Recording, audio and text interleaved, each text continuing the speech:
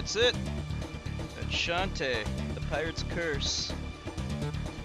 Alright, so I guess I'll just do a little review. Um, games that are this good, they're kind of hard to review because there isn't really a lot of things to say when usually when you're doing a review, you want to talk more about the problems of the game rather than the good things, because when you're just talking about the good things, you're just describing the game. But in this case, that's just what I have to do, really. I mean, it's a fantastic Metroidvania game. I pretty much love everything about it. The graphics, especially, unlike Hollow Knight, are really bright and vibrant. They have the classic pixel art and the 16-bit look to it all, which I love. But more importantly is the enemy design. It looks fantastic. That's kind of the issue I had with Hollow Knight and Ori to a lesser extent.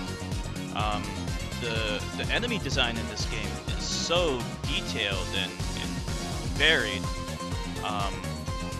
It looks, all the enemies look so cool and convincing, and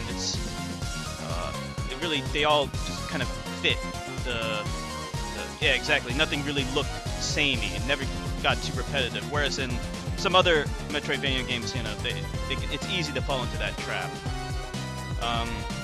One of the other things that I really love about the game is the control. It's so tight and responsive. It's so precise.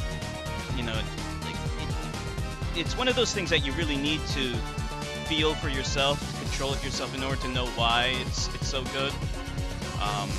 But it's pretty much spot on there, and that's really what helps make it so good. And all the gameplay is just fantastic. Killing enemies, attacking enemies with your hair whip, that feels good. All the special powers feel great. I guess I could, gripe about how the double jump comes a little bit too late, but by the time it comes, you get a quadruple jump. And there is still a point to using it because you have to collect all the dark magic at the end. That's really the only negative I really have to say about it. Just near the end, having to collect all the dark magic is a little annoying. And without a guide, it would be too annoying. So, I mean, yeah, we live in the age of the internet, so it's not really that big of a deal, but, let's say you play this in the post-apocalyptic setting, somehow you get electricity and you have this game and you don't have a guide, I think you would have a lot of trouble with that last part. Really, they shouldn't make something like that required. The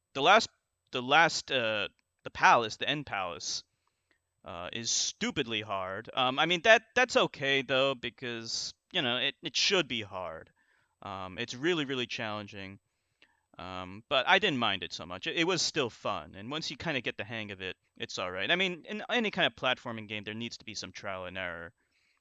So this is no exception, and it doesn't disappoint in the difficulty. The final boss was also pretty challenging too.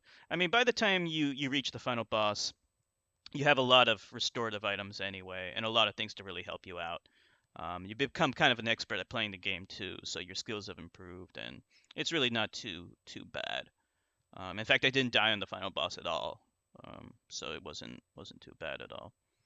And as far as I know, that's really the only negative things I have to say about the game. The music, I should, gush about that. Music and sound all sound fantastic. Oh, the other thing is, I guess, the story, it wasn't too intrusive, but, I wasn't too crazy about it either. But, I mean, it's fine. It's all right. And that's pretty much all I have to say about it. I love the game. And I recommend everyone try it. Especially if you like Metroidvania games, I think you would love it. So what'd you guys think of the game?